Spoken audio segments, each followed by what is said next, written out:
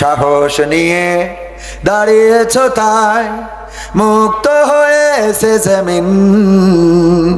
সাহস করে দাঁড়ালে আর একবার কায়েম হয়ে যাবে দিন। সাহস নিয়ে দাঁড়িয়েছ তাই মুক্ত হয়েছে জমিন। সাহস করে দাঁড়ালে আর একবার কায়েম হয়ে যাবে দিন।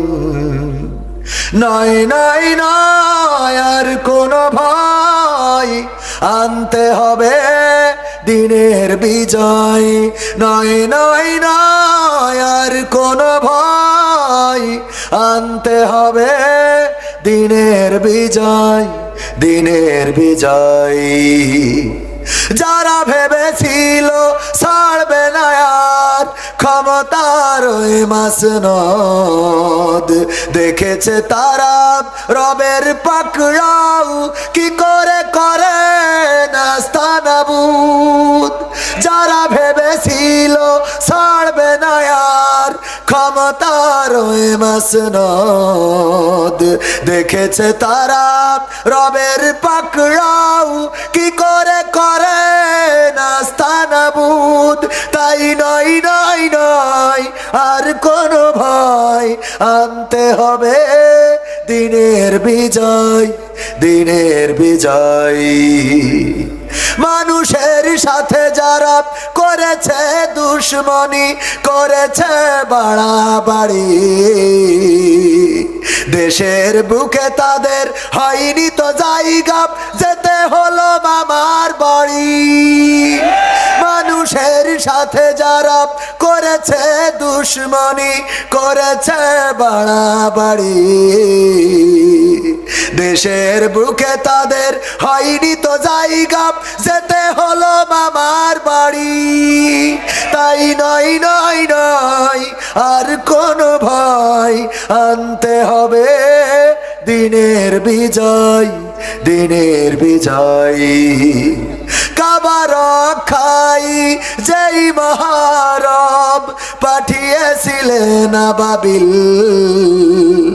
আজও তিনি দয়াময় তেমনই আছে, বদলেনি তো এক দিল। কাবা রক্ষাই যেই মহারব পাঠিয়েছিলেন আবাবিল, আজও তিনি দয়াময় তেমনই আছে, বদলেনি তো এক দিল। তাই নয় নয় নয় আর কোনো ভয়, আনতে হবে দিনের বিজয়, দিনের বিজয়। সাহস নিয়ে দাঁড়িয়েছ তাই মুক্ত হয়েছে জমিন। সাহস করে দাঁড়ালে আর একবার কায়েম হয়ে যাবে দিন। কায়েম হবে না? সাহস নিয়ে মুগ্ধ দাঁড়িয়েছিল, সাহস নিয়ে আবু সাইদ দাঁড়িয়েছিল, দুটি হাত প্রশস্ত করে দিয়ে বলেছিল, এই বুকে গুলি চালাতে পারো, আমার বক্ষ ভেদ করতে পারে তোমাদের বুলেট, কিন্তু যেই জমিন স্বৈরাচার মুক্ত করতে চেয়েছি, স্বৈরাচার মুক্ত না হওয়া পর্যন্ত এই রাজপথ ছেড়ে দেব না। আমার শান্ত মুগ্ধ, আমার ইয়ামিন, আমার ইয়াকিন, আমার ছাত্র জনতা রাজপথে নেমে বক্ষ পেতে দিয়ে প্রমাণ করে দিল, রক্ত দিলেই জমিন উর্বর হয়, রক্ত দিলে স্বৈরাচারেরা পালিয়ে যায়, রক্ত দিলে স্বৈরাচার মুক্ত দেশ হয়ে যায়, জুলুম মুক্ত দেশ হয়ে যায়। ওগো আমার ভাইয়েরা, এমনি ভাবে যদি আমরা কোরআনের জন্য রক্ত দেওয়ার জন্য প্রস্তুত থাকি, আমরা কোরআন কায়েমের জন্য যদি রক্ত দেওয়ার জন্য সিদ্ধান্ত নিই, তবে অবশ্যই অবশ্যই এই বাংলার জমিনে আগামীর দিন হবে কোরআনের দিন, আগামীর দেশ হবে কোরআনের দেশ। রাজপথে থাকতে হবে, কোরআন কায়েম না হওয়া পর্যন্ত রাজপথ ছাড়ব না। যারা বলে 5 তারিখে স্বাধীনতা এসেছে, আমি বলি স্বাধীনতা আসে নাই, বরং স্বাধীনতার রাস্তা প্রশস্ত হয়েছে। আমাদের দেখিয়ে দিয়েছে কেমন করে স্বাধীনতা আনতে হয়। কোরআনের জন্য এমনি ভাবে কেউ রক্ত দিতে হবে, কেউ বুক পেতে দিতে হবে, কেউ পানি বিতরণ করতে হবে, কেউ বিস্কুট দিতে হবে। হতে পারে আমাদের জমিন থেকে গুলি বর্ষণ করা হবে, হতে পারে আসমান থেকে হেলিকপ্টার দিয়ে গুলি বর্ষণ করা হতে পারে, হতে পারে আমার দেশের সৈন্যবাহিনীর বাইরে দাদার দেশ থেকে ভাড়া করে সৈন্যবাহিনী আনা হতে পারে। তারপরে রাজপথ ছাড়া যাবে না। যদি আমরা এই সিদ্ধান্ত নিতে পারি তবে বাংলার জমিনে কোরআন কায়েম হবে, তাছাড়া কোরআন কায়েম হওয়া সম্ভব নয়। ঠিক না ঠিক? সেই কোরআন কায়েমের পক্ষে আছেন না নাই? কারা কারা দেখতে চায়? নারায়ে তাকবীর, লিল্লাহি তাকবীর। আল কোরআনের আলো, আল হাদিসের আলো, তা তোমার নেতা। নারায়ে তাকবীর। ওগো আমার ভাইরা, আল্লাহ রাব্বুল আলামিন আমাদের বলে দিয়েছেন, ইয়া আইয়ুহাল্লাযীনা আমানু হাল আদুল্লুকুম আলা তিজারাতিন তুনজিকুম মিন আযাবিন আলীম। ওগো ঈমানদারেরা, আমি কি তোমাদের এমন একটা ব্যবসার সন্ধান দিয়ে দেব যে ব্যবসা করলে তোমরা কঠিন জাহান্নামের আযাব থেকে বেঁচে যাবে, তার মানে তোমরা জান্নাতের বাসিন্দা হয়ে যাবে। জান্নাতের বাসিন্দা হতে চায় না? চায় না? চাই তো। জান্নাতে যেতে চান কে কে? হাত উঁচু করেন। সবাই জান্নাতে যেতে চান? আলহামদুলিল্লাহ। স্যার বলল জান্নাতে যাবা, কে কে হাত উঁচু করো? সবাই হাত উঁচু করেছে, একজন বাদে। বলল কি ব্যাপার, তুমি কেন হাত উঁচু করো নাই? বলল আমি বাড়ি যেয়ে ছাগল খাওয়াইতে যাইতে হবে, এখন জান্নাতে যেয়ে বসে থাকবো এই সময় আমার নেই। জান্নাতে যেয়ে বসে থাকবে এই সময় ওর? জান্নাত বোঝার দরকার আছে না নাই? জান্নাত এমন একটা জায়গা যেখানে গোলাম আজম রাহিমাহুল্লাহ বলেছেন জান্নাতে কোনো অভাব নেই, তবে একটা জিনিসের অভাব আছে। জান্নাতে কি কোনো কিছুর অভাব আছে? কিন্তু গোলাম আজম রাহিমাহুল্লাহ বলেছেন একটা জিনিসের অভাব আছে। একটা জিনিসের, সেই অভাবটা কি? সেই জিনিসটা কি? সেই জিনিসটা হলো ওখানে অভাবের অভাব। কিসের অভাব? অভাবের অভাব। মানে একজন বলতেছে যে ভাইরে টেনশনে জ্বালায় বাঁচি না, খুবই দুশ্চিন্তা হয়।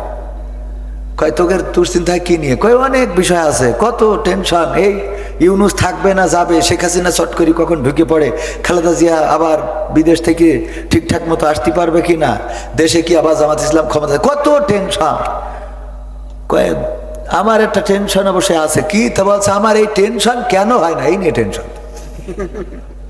আমার টেনশন কেন হয় না, এই নিয়ে আমি খুব দুশ্চিন্তায় আছি। অনেকের টেনশন আছে আর অনেকের টেনশন দুশ্চিন্তা নাই। দুশ্চিন্তা তো তাদের থাকবে না যারা আল্লাহর কাছে নিজেদেরকে সমর্পণ করে, যারা বলে ইন্না সালাতি ওয়া নুসুকি ওয়া মাহইয়ায়া ওয়া মামাতি লিল্লাহি রাব্বিল আলামিন। নিশ্চয় আমাদের সালাত, আমাদের কুরবানি, আমাদের জীবন, আমাদের মরণ সবকিছু বিশ্ব প্রতিপালক আল্লাহর জন্য। এরা চিন্তা মুক্ত থাকে, বলেন সুবহানাল্লাহ। থাকে না? থাকে না? যারা আল্লাহর কাছে নিজেদেরকে সমর্পণ করে দেয়, তারা যদি জেলখানায় যায় কার জন্য যায়? তারা যদি রিমান্ডে যায় কার জন্য যায়? তারা যদি ফাঁসির কাষ্ঠে ঝোলে কার জন্য ঝোলে? আল্লাহর জন্য। সুতরাং আল্লাহর জন্য যারা নিবেদিত প্রাণ হয়ে যায় তাদের জন্য কোনো দুশ্চিন্তা থাকে না। আল্লাহ কোরআনে বলে দিয়েছেন ওদের কোনো ভয় নেই, ওদের কোনো দুশ্চিন্তাও নেই। ওরা আমার অনুগ্রহ প্রাপ্ত এবং পরকালে ওরাই জান্নাতের বাসিন্দা হয়ে যাবে, বলেন সুবহানাল্লাহ।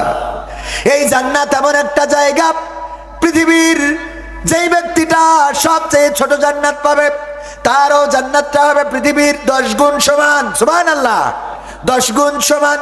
আর দুনিয়ার পরে আল্লাহর নবী বলেছেন রিয়াজুল জান্নাহ হলো সেটা যেখানে আল্লাহর কোরআনের কথা বলা হয়, রাসূলের হাদিসের আলোচনা করা হয়, সেটা রিয়াজুল জান্নাহ, জান্নাতের বাগান। তার মানে দুনিয়ায় আজকে আমার যুবকেরা এই বংশীপুরে জান্নাতের বাগান কায়েম করেছে, বলেন সুবহানাল্লাহ। এই জান্নাতের বাগানে যাদের আসার, বসার, থাকার সৌভাগ্য হয় না, তারা কেমন করে আশা করে মৃত্যুর পরে ওই পরকালে 10 দুনিয়ার সমান জান্নাত পাবে?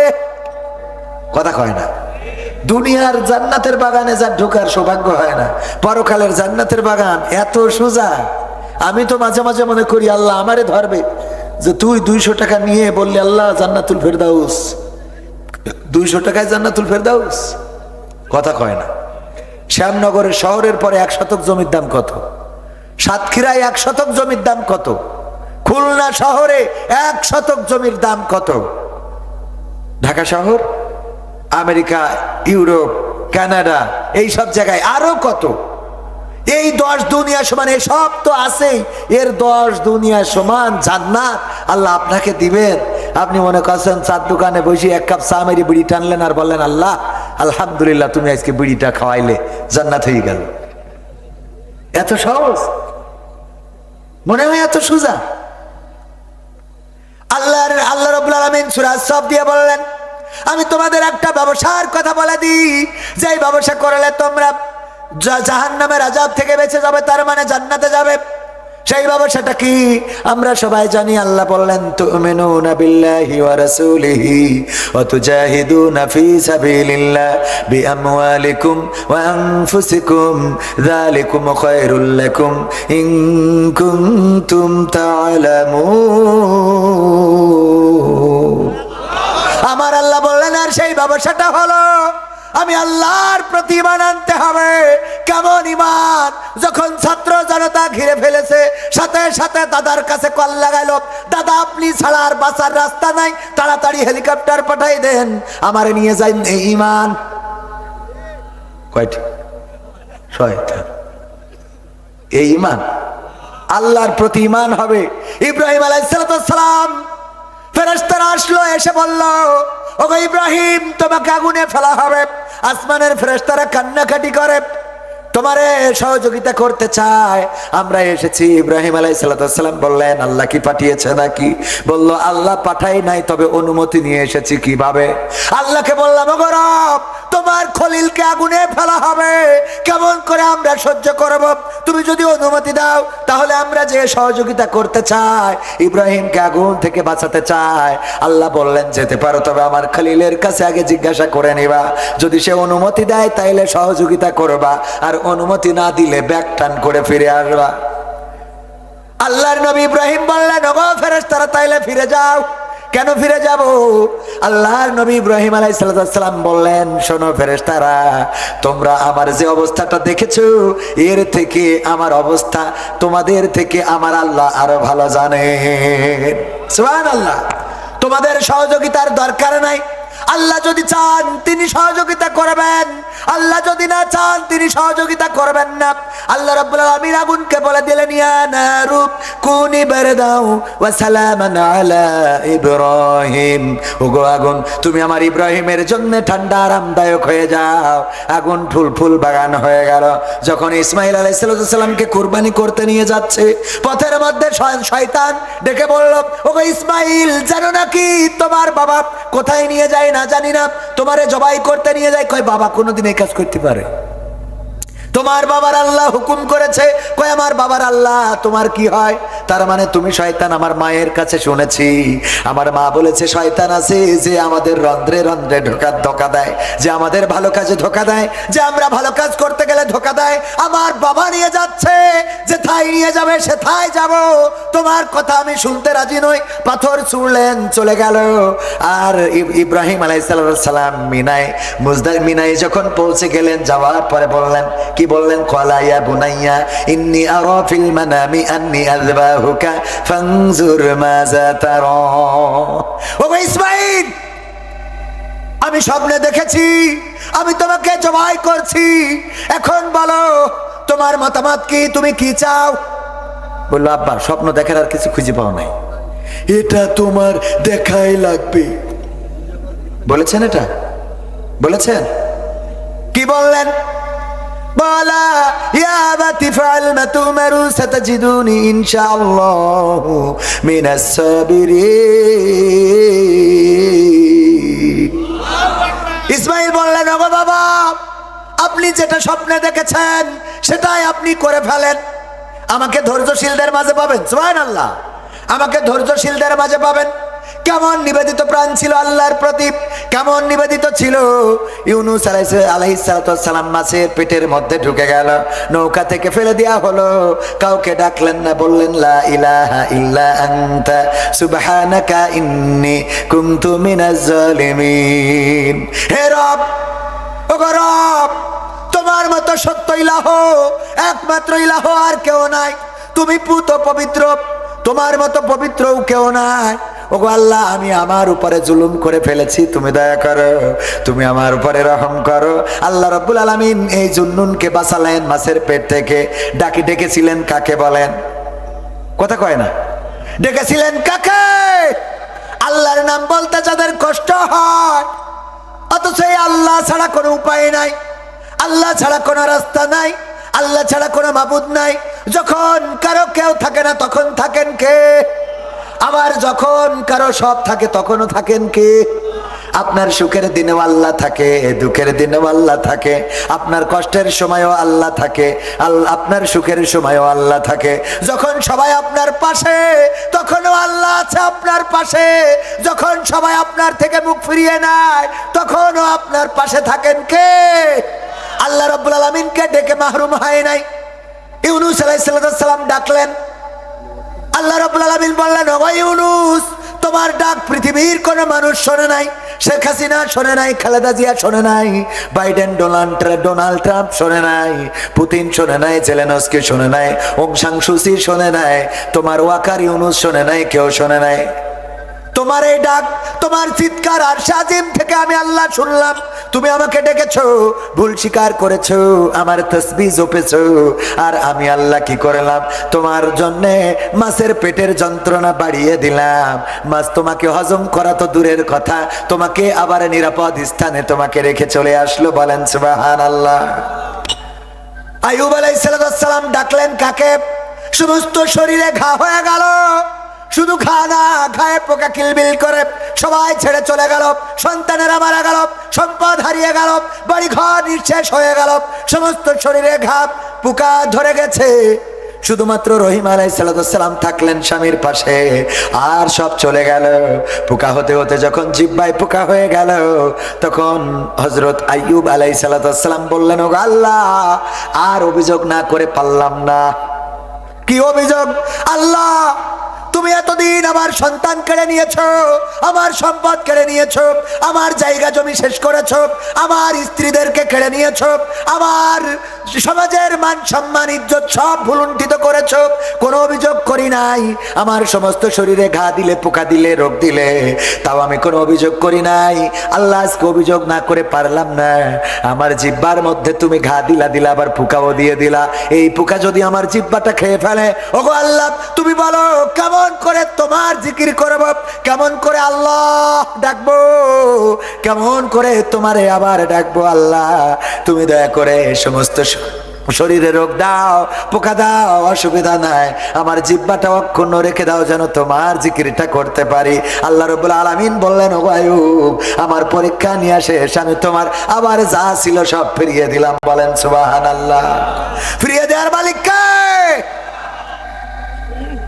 এই শ্যামনগরের এমন এমন রাস্তা, যেই রাস্তাগুলো আজ থেকে 20 বছর আগে সাইকেলও ভালোভাবে চলতো না, ঠিক না বে ঠিক? আছে না নাই? শ্যামনগর আসা শুনি, ডাকপ, কয়রা, খুলনা। আমার বাবা সাইকেলে ওই সময় আপনাদের এখানে হেলিকপ্টার চলতো, মনে আছে না নাই? হেলিকপ্টার আকাশে যেইটা চড়ে ওইটা না, যেইটাই দুইটা সিট লাগানো, সামনে একটা, পিছনে একটা, আর একটু পিছনে দুইটা রড বাড়াইয়ে দিয়েছে, ওই মোটরসাইকেলের মতো করে বসা যায়। এই হেলিকপ্টারে করে আমার আব্বা মাহফিল করে বেরিয়েছেন এই শ্যামনগরে। আশাশনিতে, কয়রাই, গাবুরাই, সব জায়গায় আব্বার পদচারণা ছিল। আব্বা মারা গেলেন, আমরা নিঃস্ব হয়ে গেলাম, নিঃশেষ হয়ে গেলাম, জমি জায়গাগুলো বিক্রি হয়ে গেল। আমার মা অসুস্থ হইলেন, আমার বোন অসুস্থ, আমারও কিডনিতে স্টোন রয়েছে, অনেকবার অপারেশন করা লেগেছে, 3 বার অপারেশন করা হয়ে গেল। ওগো আমার ভাইয়েরা, এত কিছুর মধ্য দিয়েও আল্লাহ রাব্বুল আলামিন আবার এমন একটা জায়গায় এনে দাঁড় করালেন, যেই সময় এখন, আগে মোটরসাইকেলও ছিল না, এখন 4 চাকার গাড়ি 2 খান। দেয়ার মালিক কে? আমরা কখনো হতাশ হই নাই, কারণ আল্লাহ বলেছেন লা তাকনাতু মির রাহমাতিল্লাহ, আল্লাহর রহমত থেকে নিরাশ হয়ো না। আমার যুবকেরা, লাইলাতুল ফেব্রুয়ারিতে মোটরসাইকেলে গিয়ার মারবা, ওই গিয়ার মেরে লাভ নাই, বরং আল্লাহর কাছে যদি সিজদায় পড়ে যাও, ওগো আল্লাহ তুমি আমার একটা সুন্দর স্ত্রীর ব্যবস্থা করে দাও, একটা সুন্দর রমণীর ব্যবস্থা করে দাও। আল্লাহ রাব্বুল আলামিন তোমার জন্য এমন একটা উত্তম পাত্রীর ব্যবস্থা করে দেবে, যাকে নিয়ে ইহকাল পরকাল শান্তিতে থাকবা। কিন্তু তুমি যদি মোটরসাইকেলে গিয়ার দিয়ে বেড়াও, এমন এক আল্লাহর ওলি আসবে যে বাসর রাতি মনে করবা যে আইফোন 16 প্রো ম্যাক্স, এক গোসলের পরে দেখবা যে গাডার মারা নোকিয়া।